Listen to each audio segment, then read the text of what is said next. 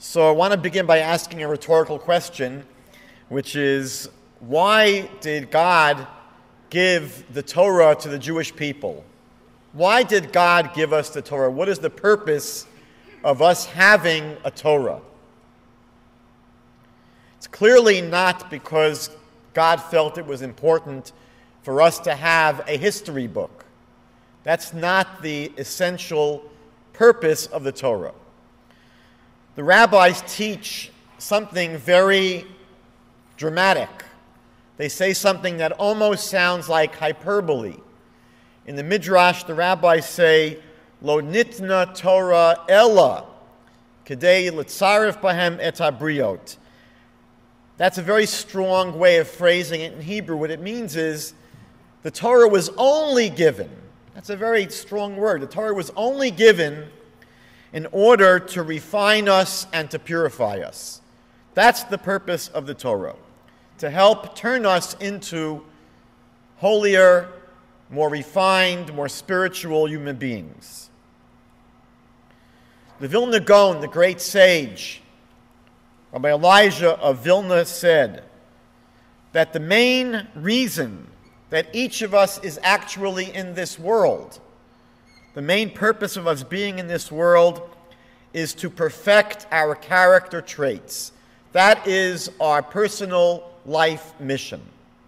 We're here essentially to work on perfecting our character traits, to overcome our inner challenges, and to achieve what we call in Hebrew shleimut.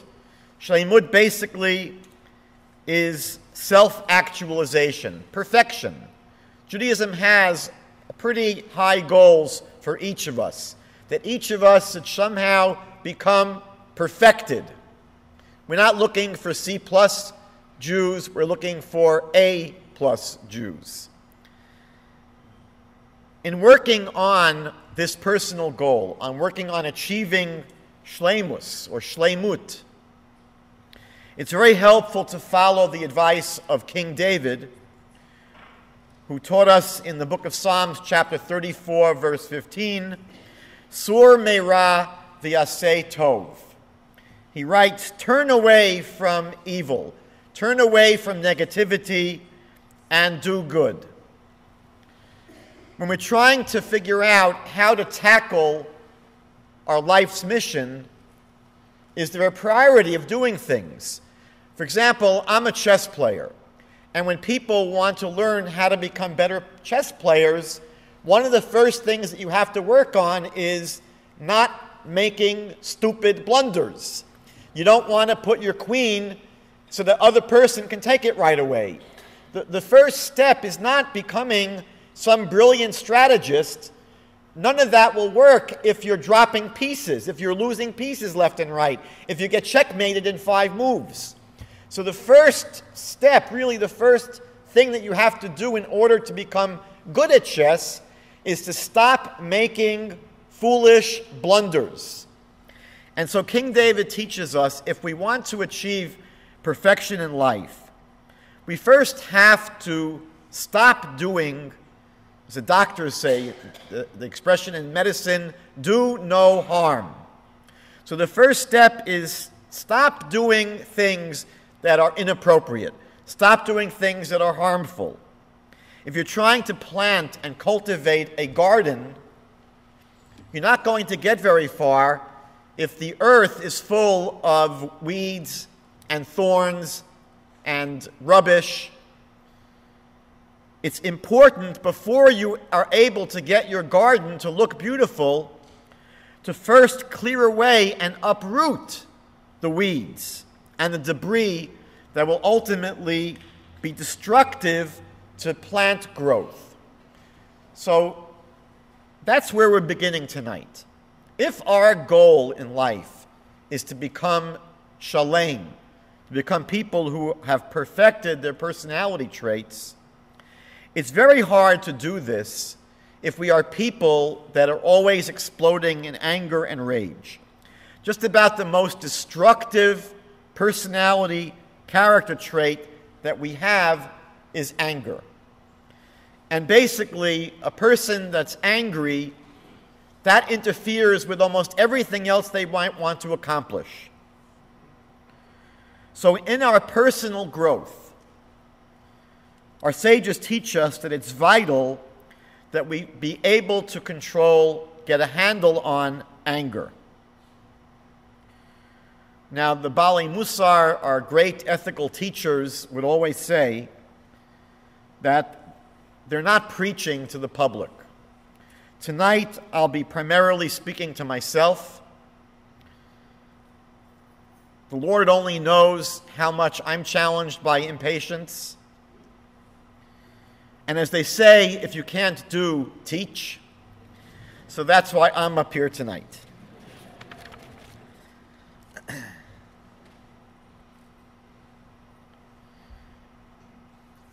Tonight we'll be looking at both anger and its very destructive younger cousin, impatience. This terrible duo of impatience and anger, as we all know, have a tremendous tendency to add stress and misery to our lives. No one really gets much out of impatience, anger. They're very self-destructive emotions. Doctors discovered the type A personality when an upholsterer was called in to refurbish the chairs in the waiting room of a cardiologist. And they noticed that the chairs were only worn out in the very front. And the doctors realized that people were sitting on the edges of their seats. They were irritable, impatient, and they were just waiting to jump up as soon as they were called. And so doctors discovered that this type A personality, people who are prone to impatience and anger, are at higher risk for blood pressure problems, heart disease, and many other physical problems, including, I just discovered, gum disease, people that have painful joints. All of these can be exacerbated by anger and impatience. Ultimately, anger is very self-destructive. We sabotage ourselves. The Bible tells us, the Torah tells us that in Egypt, when God was going to redeem the Jewish people and he sent 10 plagues to Egypt, the second of these 10 plagues was the plague of frogs. But if you look at the Hebrew just says tzvardeya, frog. It was the plague of frog, which sounds so bizarre. We imagine all the time, especially when we're at our Passover Seders, that Egypt was inundated with billions of frogs. That's not what happened. God sent one frog. That was the plague. But what happened? The Midrash tells us that when they saw this frog, they beat it. And as soon as they hit that frog, it miraculously multiplied into other frogs. And they got more upset, and they started hitting those frogs. And each time they hit a frog, it multiplied into more and more and more frogs until ultimately Egypt was covered with frogs.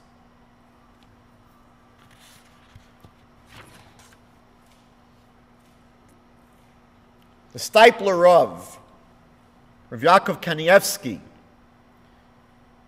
passed away about 25 years ago.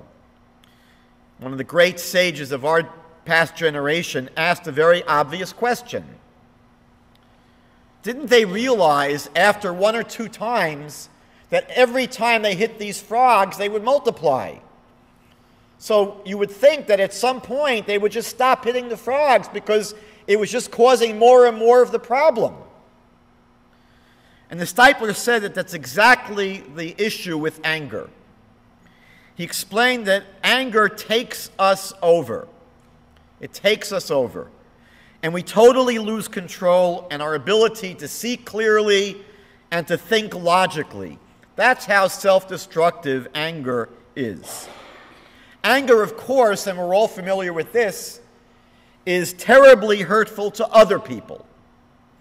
We know that relationships, personal relationships, business relationships can be destroyed by outbursts of anger.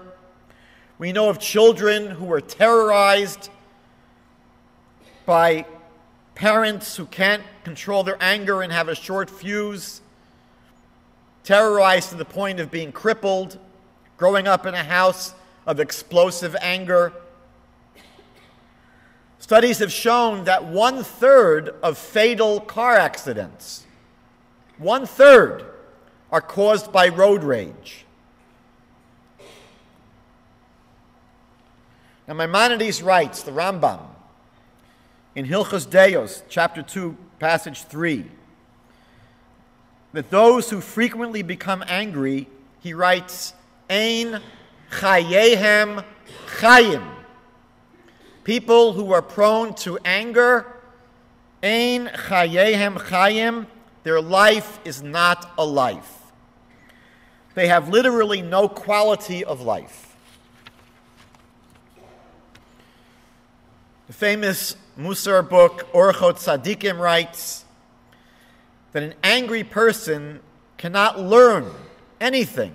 They cannot accept constructive criticism because everyone around them walks on eggshells because they're terrified of provoking their fury. The Talmud says in Tractate Psachim 66b, a person who becomes enraged, if they're wise, they will lose their wisdom. If they're a prophet, they'll lose their prophecy. The Talmud in Tractate Kiddushin 41a says that an angry person ends up with nothing more than their anger. All an angry person has at the end of the day is their anger in their hand. And Rashi explains that basically the angry person gains nothing, and they only end up hurting themselves. The Talmud teaches us famously that our true natures, each one of us, is revealed by how we handle three things.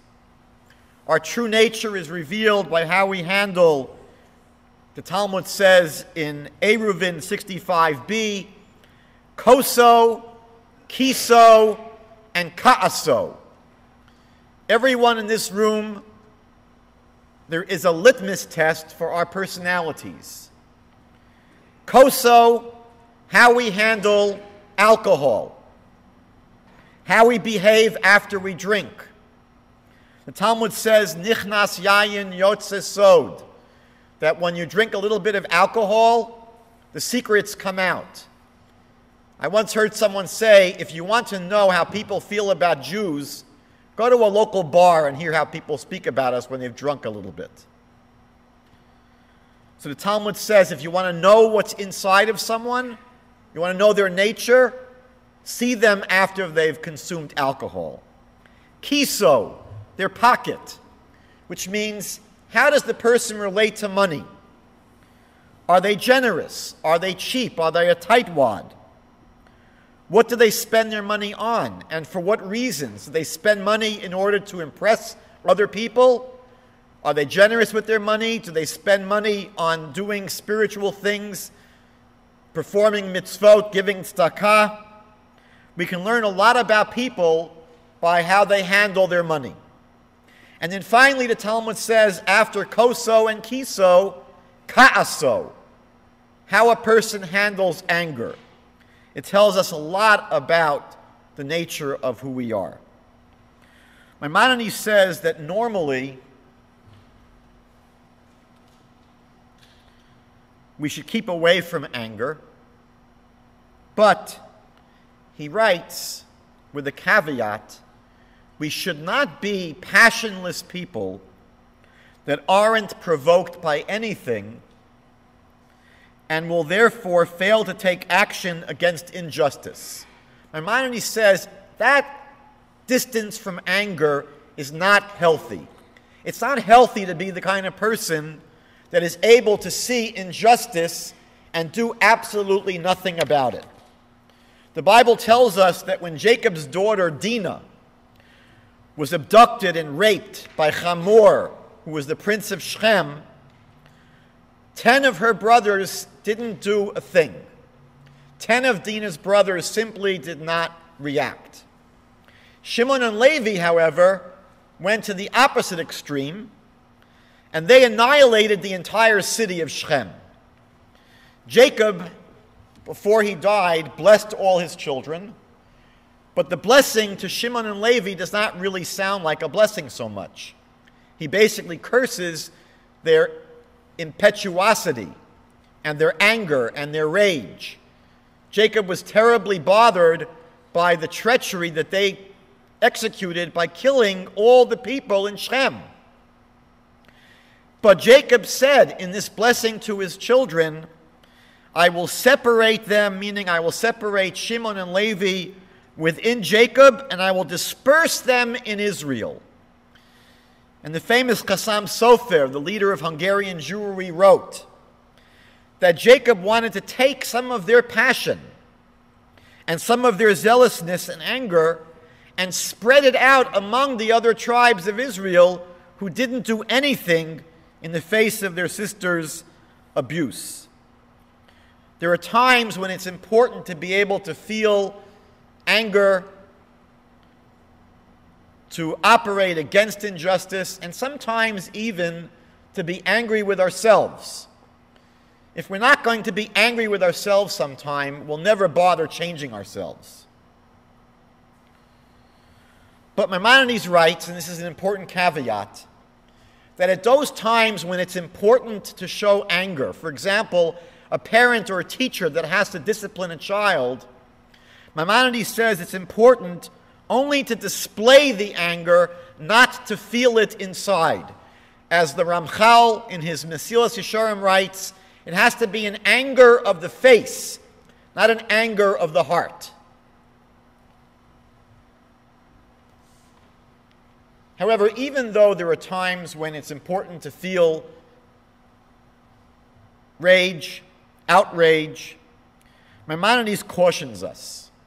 Maimonides says, normally, and he was famous for this, Maimonides advocated what is called the Shvil HaZahav, the golden mean. Maimonides said that throughout all of life, we should always strive for balance. So he says, for example, we should not be cheap with our money. We shouldn't be cheapskates who never can part with their money. On the other hand, Maimonides says we shouldn't be frivolous with our money, throw it out, spend it loosely, give it all away. He says we have to have balance. And Maimonides says that applies to everything except for two things. One is arrogance and the other is anger. And he says when it comes to arrogance and anger, we have to, don't strive for the middle ground. We have to really become, in modern Hebrew we say kitzoni, an extremist. You have to be an extremist towards the end of not getting angry.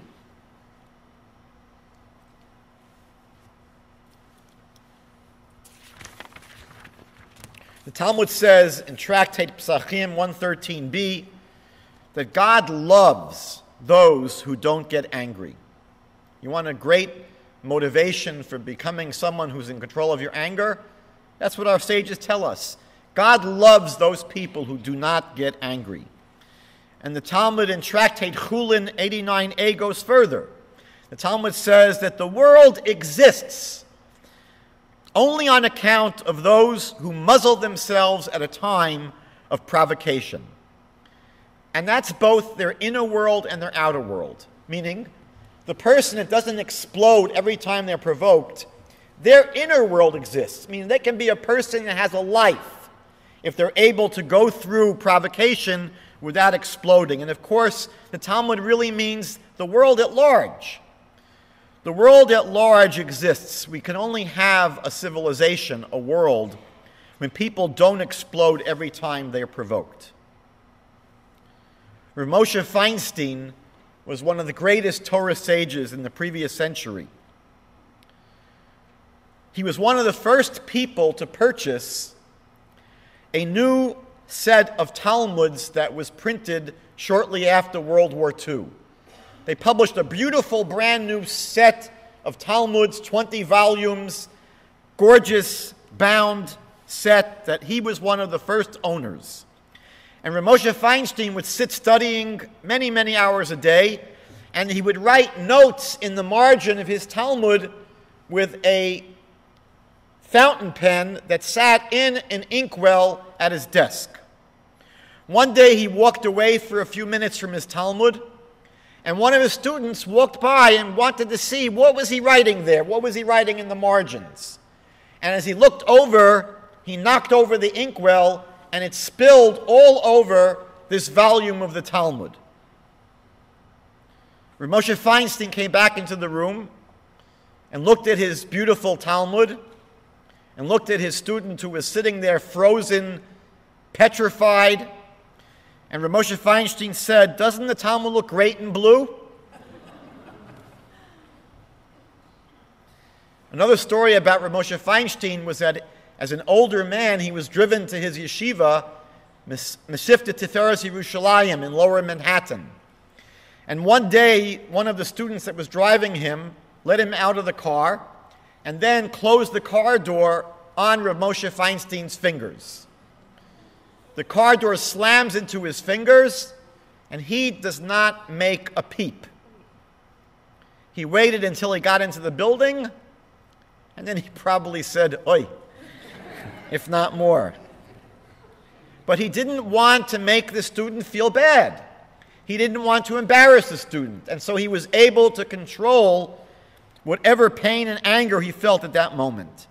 And Rav Moshe Feinstein said that by nature he was someone that had a temper. And he said he had to work for 14 years.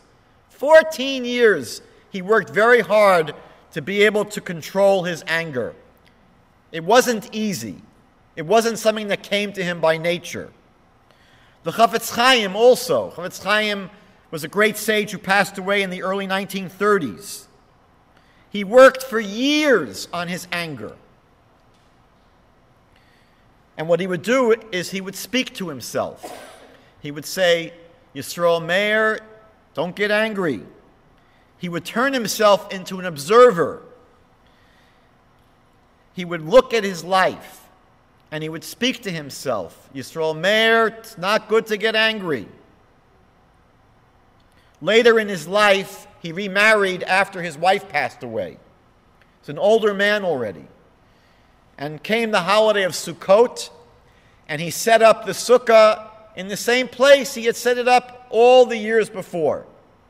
His new Rebbitzin says to him, "You know, Rav Yisrael Meir, do you think maybe it would go better over there?" He didn't say a word. He took down the entire sukkah, and he re-put it up where his wife asked him to put it up. She came out of the house and looked at it, and she said, "You know, Rav Yisrael Meir, I think you were right. It really is better off in the first place." And without saying a word, he took down the sukkah again and reconstructed it in the first place.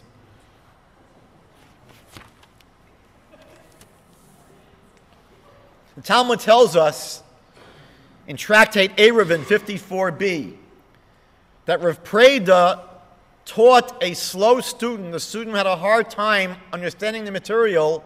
Rav Preda explained the passage of the Talmud to him 400 times in one day. He patiently repeated the same lesson 400 times to a student who was having a difficult time understanding the material. The most famous story in our Talmud about our sages and their ability to rule over their anger is from Tractate Shabbat 30 and 31 about the great sage Hillel. I'm going to share with you this entire story. It's one of the most amazing stories in the Talmud. If we had time, we would actually dissect it in great detail, but let's just get the thrust of the story. Our rabbis have taught one should always be as humble and unassuming as Hillel, and not as irascible as Shammai. And here's the example. It once happened that two people made the following bet. They took a bet, they made a wager. The wager was, whoever can make Hillel angry will win 400 zuz. That was quite a fortune back then. So one of them said, I will make Hillel angry. I'm going to be able to do it. It was Friday afternoon before Shabbat, and Hillel was shampooing his hair. The man came to Hillel's door and shouted. Now he knows exactly who's in this building, because he knew that Hillel was famous for not getting angry. He's going to be the wise guy to get Hillel to be angry. He knows who's there, but he starts screaming at the door, anyone here named Hillel? Anyone here named Hillel? Hillel put on a robe, came out of the bath, and went out to see this man. And Hillel said, my son, what is it that you want? The man replied, I have a question to ask.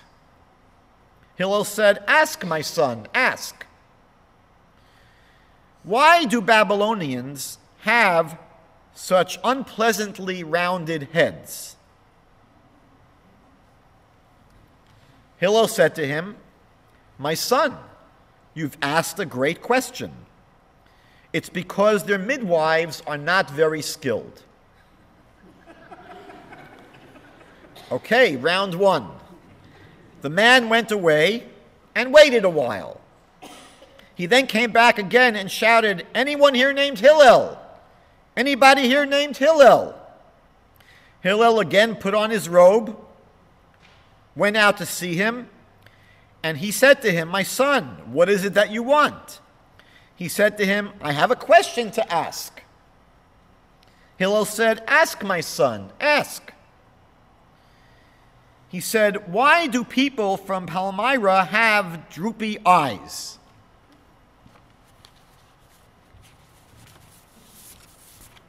Hillel said to him, my son, you've asked a great question. It's because they live in sandy, marshy places.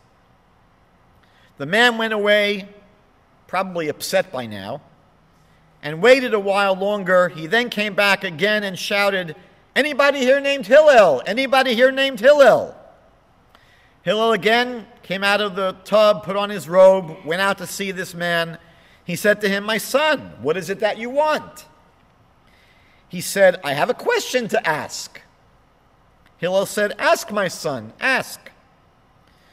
He asked, why do Africans have such wide feet? Hillel said to him, my son, you have asked a great question. It's because they live in swampy places. The man then said to Hillel, I have many questions to ask you, but I'm afraid you might get angry. Hillel wrapped his robe up well and sat down before the man, saying, any and all questions that you might have to ask, ask them. The man said, are you the Hillel that everyone calls the Prince of Israel? Hillel replied, yes. The man said, if you are he, I hope there are not many more like you among the Jews. Hillel said, my son, why is that? He answered, because I lost 400 zuz because of you. Hillel replied, be careful with your emotions. It's better that you lose 400 zuz and even another 400 zuz than for Hillel to get angry.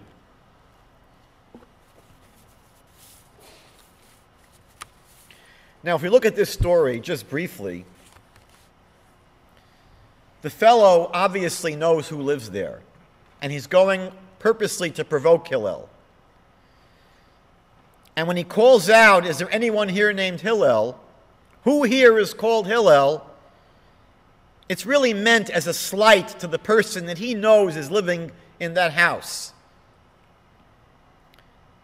When did he come? Right before Shabbat, when people are very busy. They're trying to prepare for Shabbat. Hillel's in the tub. He's trying to take a shower and a bath. He's trying to wash his hair. He's coming at a very inopportune time. We know that Shabbat is a time when it's very easy for people to get on each other's nerves.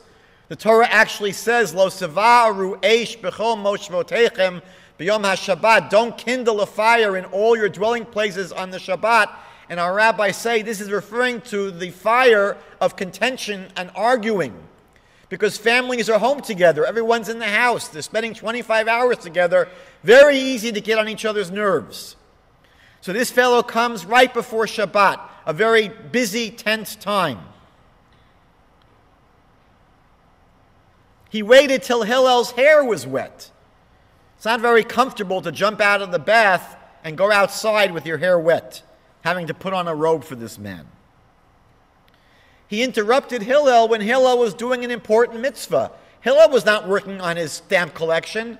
Hillel was getting ready for Shabbat. He was preparing for something important, and this fellow seems to be interrupting Hillel for something that's not very important. As a matter of fact, he's asking the most absurd questions in the world.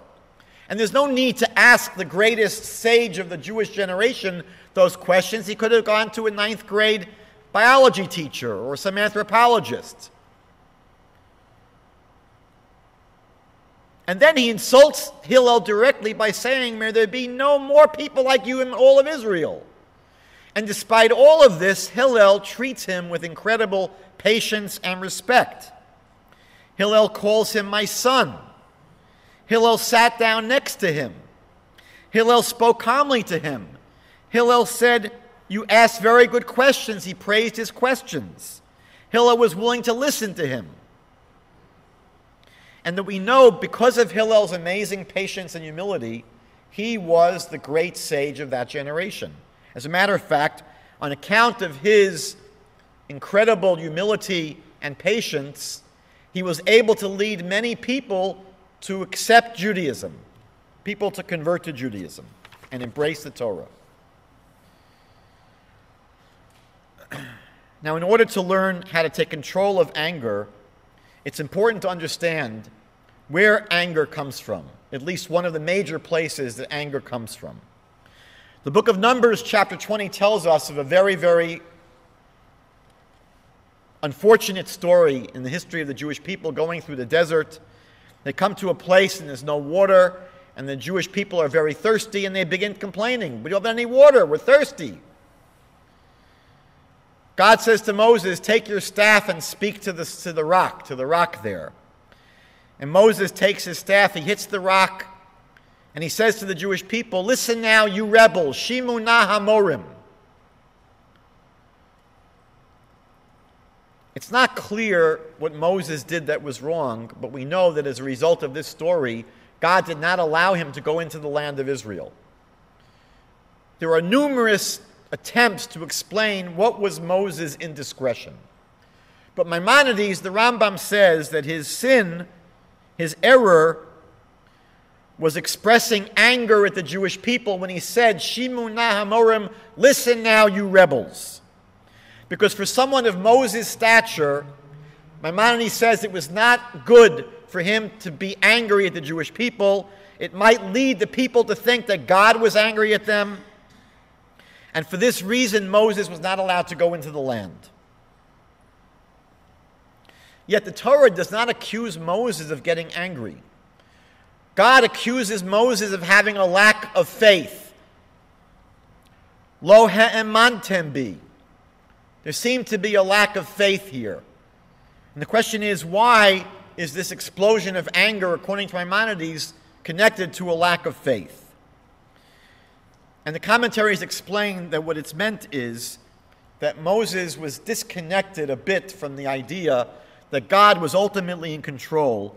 And if God is in control, there's no need for Moses to explode in anger.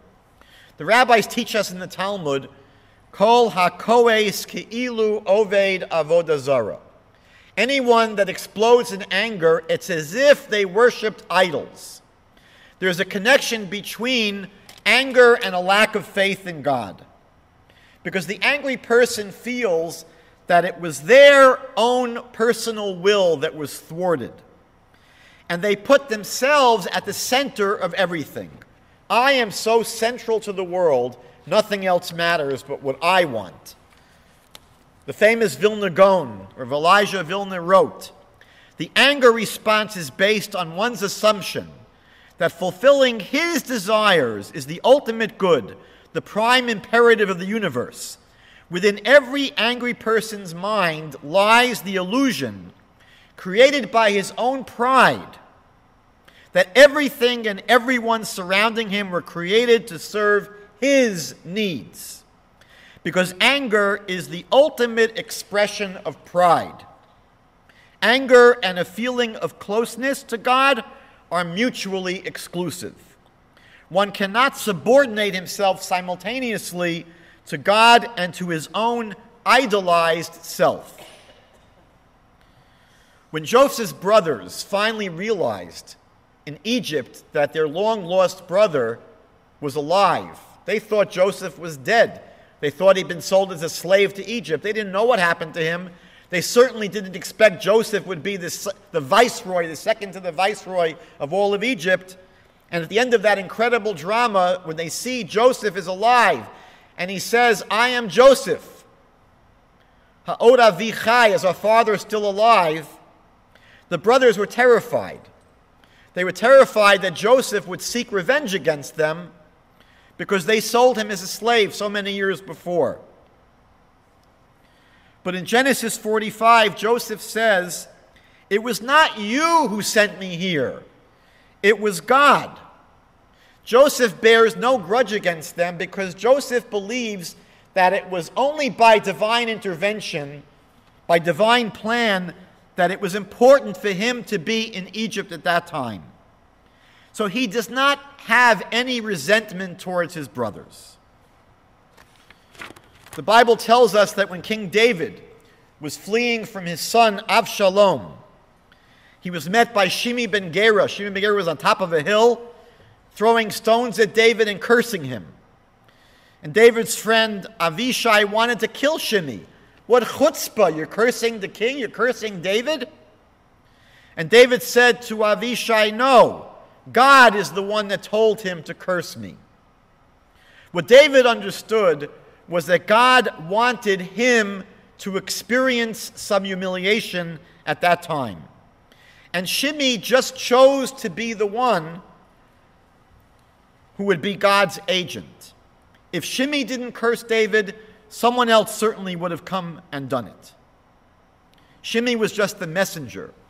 And therefore, David didn't see any reason to be angry with Shimi at that point. The first Lubavitcher Rebbe, the Balatanya, in the Igeres HaKodesh 25 writes, "The angry person is like an idolater, because when a person is enraged, it shows their faith has departed. If they would really believe that God runs the world and that everything comes to us from God, they would not get angered at all." Anger is basically an overextension of a person's ego into the world, and when your ego is overextended into the world, it displaces God. The arrogant person is prone to anger because they can't tolerate anyone who doesn't carry out their will.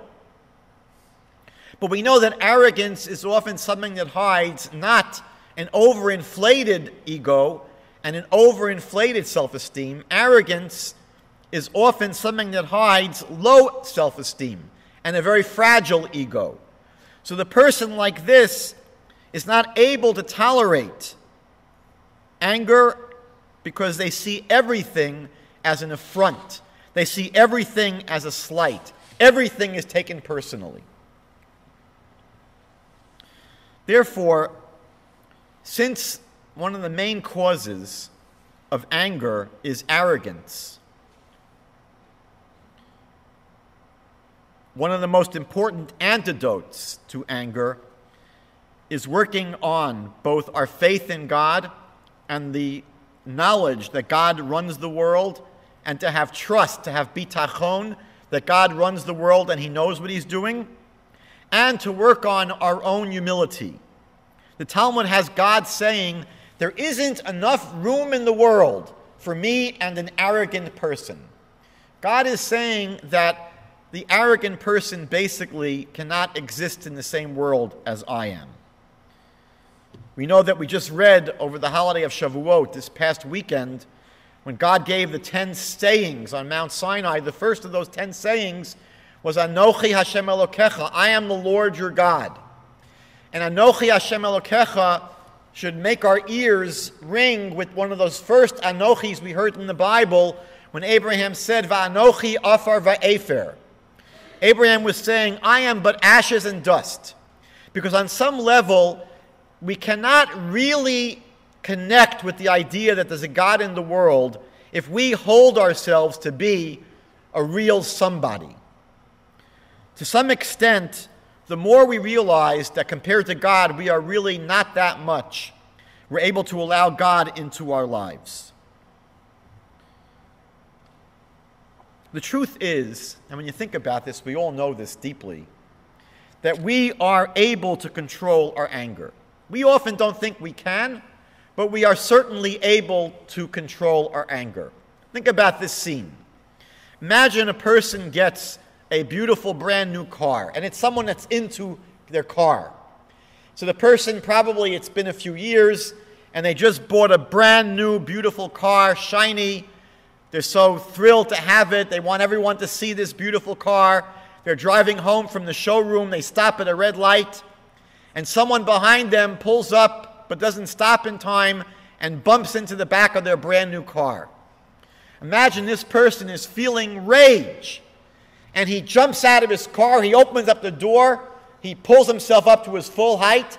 He quickly looks over to that door, and he's going to give the person in that car a piece of his mind. And then that person opens the door to his car, and it's a 6'10" monster of a person. And the new car owner sort of shrinks down a little bit and says, I just wanted to tell you I'm so sorry for stopping so suddenly. I hope I didn't hurt your car at all.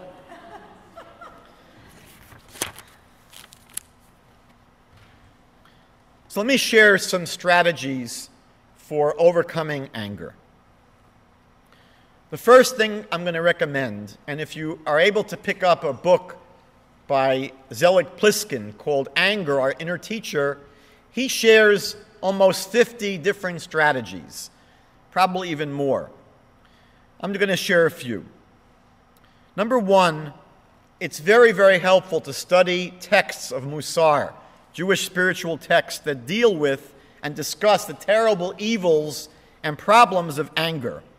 Maybe even read some medical reports about how destructive anger can be to our lives. The Rambam's son, Rabbi Avraham ben Harambam, said it's good to meditate and reflect on how negative the trait of anger is.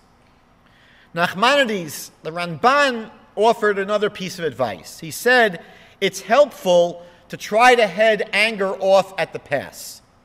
He said that all of us know when we're about to get really angry because it creeps up on us slowly. We begin feeling a little bit of impatience that grows into a little bit of anger that gets stoked into more anger. And Nachmanides says there's a way of heading this off at the pass. He says, the best advice I can give you in his letter to his son, the Igeret HaRamban, he says, speak softly. Speak softly. He said, when a person speaks softly and calmly, their own internal anger is calmed a bit, and the other person is certainly not provoked into escalating the fight. And he says, don't just speak softly and calmly when you get into a fight or you're feeling angry. He said, make this a spiritual practice. He said, get into the habit of always speaking quietly, softly, and calmly at all times to all people. And if you build that muscle, then you'll be able to do it unconsciously. It'll just be your natural repertoire. You will always be a person, Nachmanides says, that speaks calmly, softly, and quietly. We know, by the way, that our inner nature, our inner feelings are very strongly influenced by our external actions. So a person that wants to feel calm should act calmly. And by acting calmly, you will actually begin to feel calm. If you ever volunteer for UJA and you go to their phone-a-thon, there's always a sign on the wall that says, "Smile as you dial." Because when you're dialing that phone and you've got a frown on your face and you don't want to be there and you're resentful of being there, the person at the other end of the line is going to pick up your vibes. But if you're smiling when you're dialing, that actually comes through on the other end.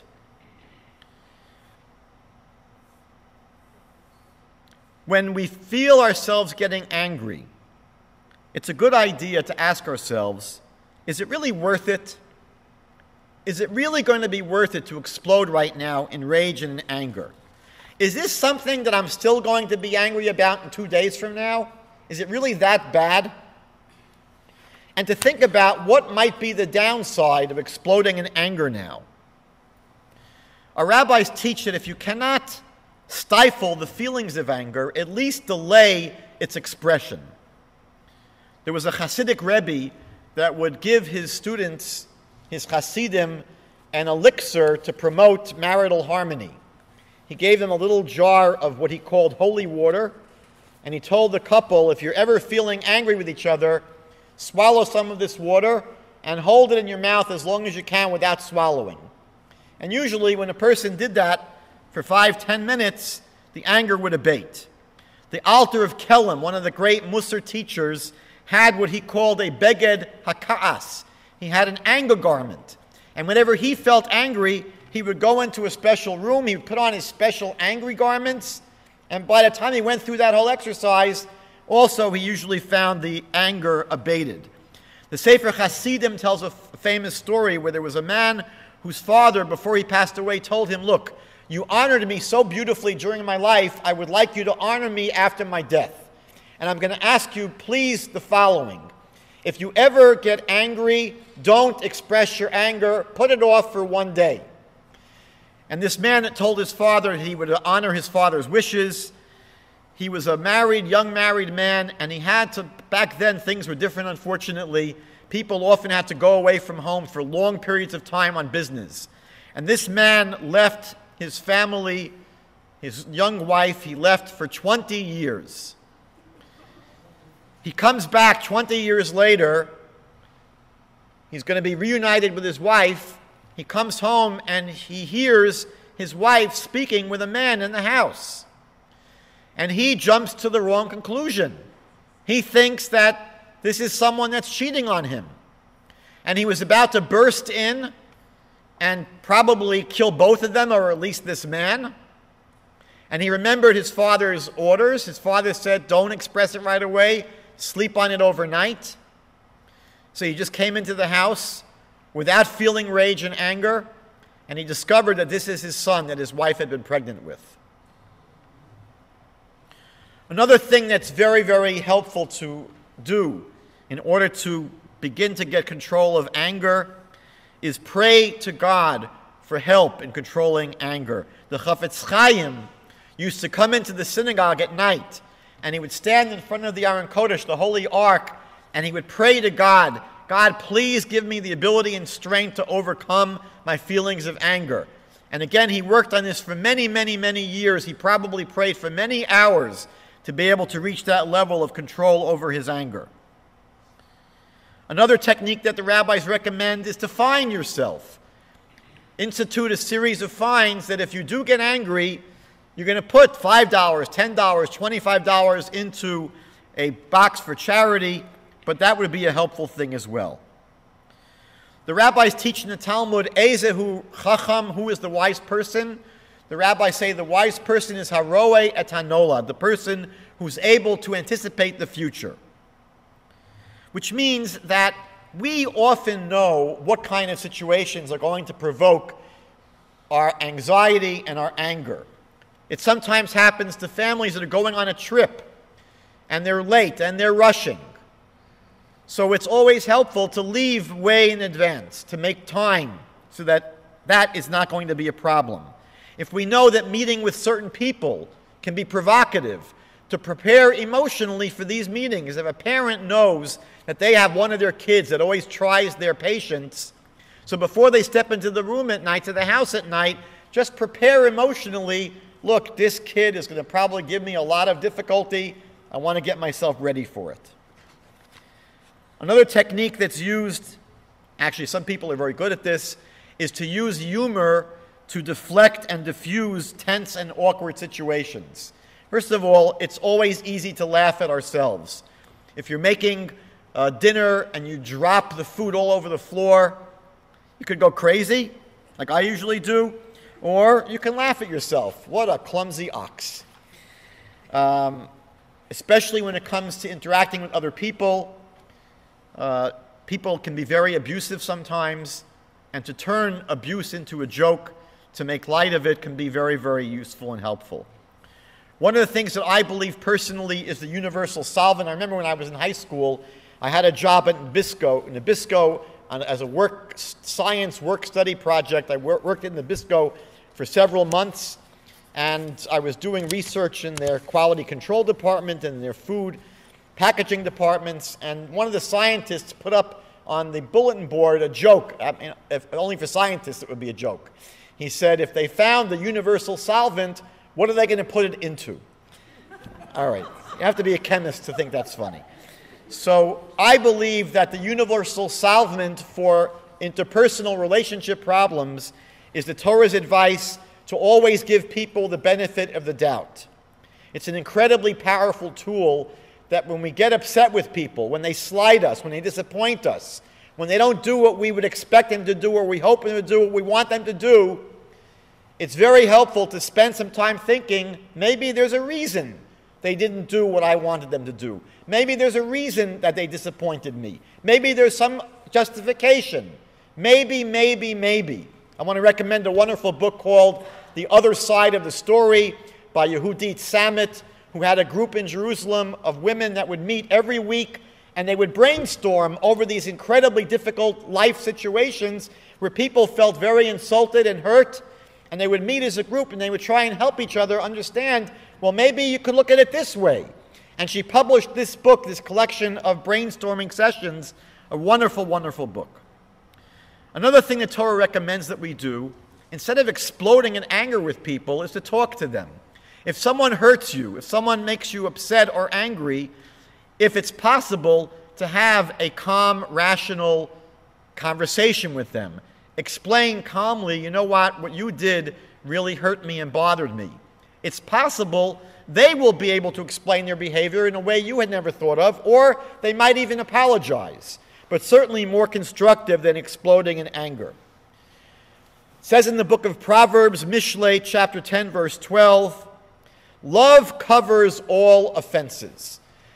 Let's face it, the people that we normally have the most run-ins with are the people closest to us. It's not strangers. And so the book of Proverbs tells us that when our friends and family upset us, disappoint us, hurt us, we should recall the fact that these are people that we love. And when we realize how important these people are to us, how much we love them, why we love them, that itself can cover over a lot of offenses. Another thing that our rabbis teach us, I can't really explain this tonight because it's not what I'm doing, but the rabbis teach, learn the art of being silent. It's always a good idea to keep your mouth shut. Very, very helpful. Learn to keep your mouth shut. Keep silence. In Pirkei Avot, Ethics of the Fathers, one of the sages says that he grew up in the houses of the sages. He never learned anything as important as the midah, the character trait of shtika, of being silent. We usually get ourselves in trouble by opening our mouths. Another strategy, by the way, some of these I would recommend you can find in a wonderful book called Battle Plans by Tzipora Heller and Sarah Yocheved Rigler. They recommend putting God into the picture. If you're about to explode in anger, see God as being present right now.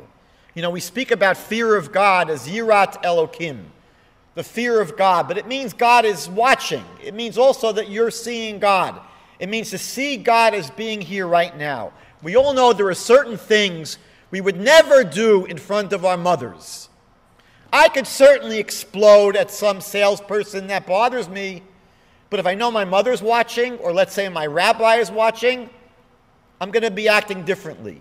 So to realize that God is always watching. As a matter of fact, when Rabbi Yehuda HaNasi, the person that edited the Mishnah, before he passed away, his students asked him, please teach us something that will help us in life. And he said, let your fear of God be as great as your fear of human beings. And they said, that's all? Shouldn't we have more fear of God? He said, halavai. It would be great if you could just have that much fear of God. But put God into the picture and realize that God is always watching what we're doing. Another strategy which is not pleasant but could be very effective, the Talmud teaches us this. Think about the day of our death. Think about the fact that we're not going to be here forever. Our time is very limited. Is this the last thing I want to do in my life? Is this how I want to remember my life, with this explosion of anger? In the context of a very short life and realizing that time is limited, is this worth getting so upset about? The Kotzker Rebbe used to say, I don't avoid doing the wrong thing so much because it's wrong. I do it because there's no time. There isn't time in life to just waste on doing inappropriate things. Rav Shlomo Wolbe, the great Musar master who passed away a number of years ago, recommended that we practice savlanut. We practice being patient. He explained that savlanut is from the word sovel, which means to suffer, to carry. Because when you are being patient, you are actually carrying a burden, and it's painful. It's painful sometimes to have to carry this burden, to have to be patient in situations where, we're living in a world where everything is not now, it's yesterday. I mean, I grew up when you turned the television on, you had to wait a half hour till it went on. There was a little dot in the middle, and then who knows what happened. And then we all were used to using computers that were a 286 computer, and it took, 4 minutes, 3 minutes to boot up. If your computer took 3 minutes today to boot up, you would probably, go out of your mind. Because we're used to things happening immediately. That's the world we live in. It has to happen now. So Rav Wolbe explains that this is a muscle that we need to build, the muscle of patience, and he recommends dedicating a half hour a day to practicing savlanut, to practicing patience, to dedicate a half hour a day to telling yourself, for the next half hour, in the same way there are people who practice guarding their tongue. They say, for the next half hour, I am not going to say any lashon hara. So Rav Wolbe said, take a half hour a day, say for the next half hour, nothing is going to disturb my equanimity. Nothing is going to disturb my patience.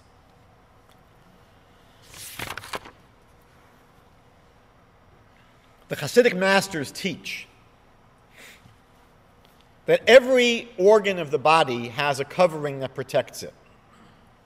Our eyes have eyelids. Our mouth has lips and teeth. Every part of our body, every organ has a covering. They asked, what is the covering of the heart? What's supposed to protect our heart as we go through life? And they said that the protection for our heart is simcha, is joy. That a person who has cultivated a life of happiness, of joy, is a person that will not get angry so quickly. The rabbis in the Talmud teach, Ezehu Ashir, who is the wealthy person? It's the person that's satisfied with what they have.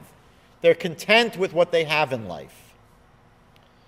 And so, a long-term strategy for building a life where we won't be so vulnerable to outbursts of anger is to focus our energies on becoming people who are more happy, more satisfied, more fulfilled, have more simcha in our lives. I've told the following story in another lecture, but I'll repeat it here. When I was a student at Yeshiva University, Rabbi Chaim Sober, Dr. Chaim Sober, who was a professor of Hebrew, also taught the karate class. And every year he put on a mixed martial arts exhibition where one of the things he demonstrated was the technique of rooting.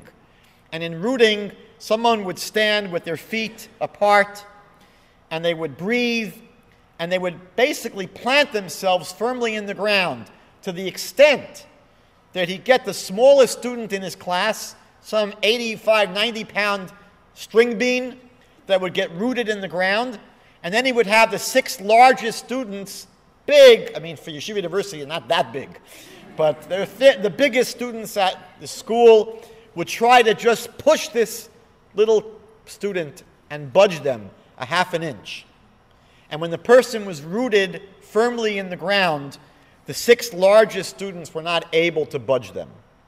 So I tried suggesting tonight a number of different ways in which we can root ourselves in life, to be firmly rooted in life, knowing that there's a God that runs the world.